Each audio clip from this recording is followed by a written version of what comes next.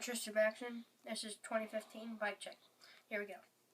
Starting off, we got Stranger grips on Mongoose handbars. Alright, next we have a Mongoose stem with a Mongoose integrated headset with forks.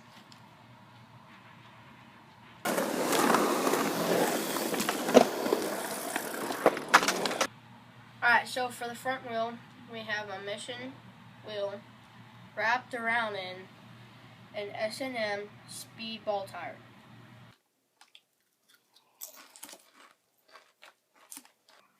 So we finally made it to the frame. The frame is a Chrome Ollie Mongoose Mode 900. So next we have the 3-piece cranks and the FPU pedals.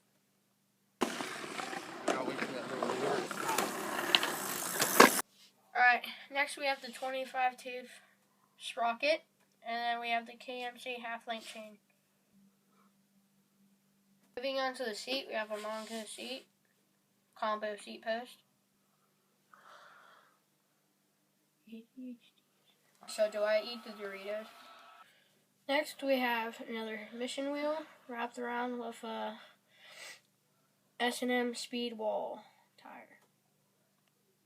So here's the hub sound.